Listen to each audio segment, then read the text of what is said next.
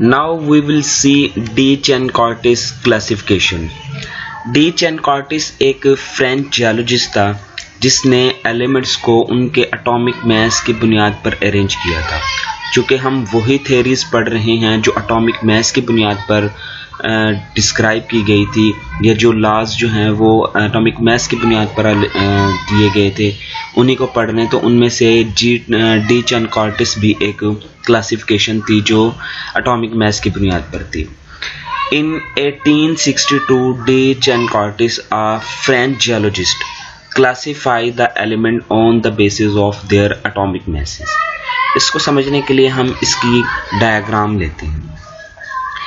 De-Chêne-Cortis ने एक सिलेंडर लिया और उस सिलेंडर पर उसके एक्सिस के अलॉन्ग उसने 16 इक्विडिस्टेंस लाइन लगाई, यानी एक जितने फासले पर उसने 16 लाइनें लगाई और उसने इनके ऊपर एक हेलेक्स यानी एक्सिस से 45 डिग्री सेंटीग्रेड पर एक हेलेक्स ड्रा किया और उन हेलेक्स पर एटॉमिक मास की बुनियाद पर उसने एलिमेंट्स को अरेंज किया। उसने ये ऑब्जर्व किया कि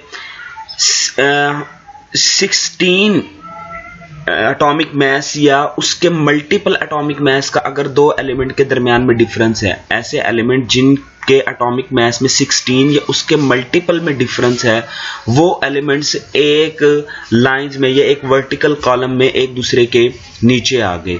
जैसा कि लिथियम है, इसका एटॉमिक मास 7 है और इसके नीचे सोडियम आ गया, सोडियम का एटॉमिक मास है 23। तो इन दोनों में आप डिफरेंस देखें तो लिथियम और सोडियम के एटॉमिक मास में 16 का डिफरेंस है। और इसके बाद इसका 23 है सोडियम का, सोडियम के नीचे आया है पोटाशियम और पोटाशियम का एटॉमिक मास होता है 39। तो इन दोनों के दरमियान अगर आप डिफरेंस देखें तो वो भी 16 है। तो इस तरह उसने कहा कि ऐसे एलिमेंट जिनके दरमियान 16 एटॉमिक मास का डिफरेंस है या उसके मल्टीपल का डिफरेंस है तो वो एक दूसरे के नीचे आ गए। इसी तरह दूसरी अगर हम रो देखते हैं, जैसे कि बोरॉन की देख लेते हैं, बोरॉन का एटॉमिक मास होता है 11 और एल्यूमिनियम का एटॉमिक मास होता है 27। तो इन दोनों में भी डिफरेंस 16 है। इस लाइन को देखिए, कार्बन और सिलिकॉन, कार्बन का जो एटॉमिक मास होता है वो होता है 12 और सिलिकॉन का एटॉमिक मास होता है 28। तो इन दोनों में भी 16 का डिफरेंस है।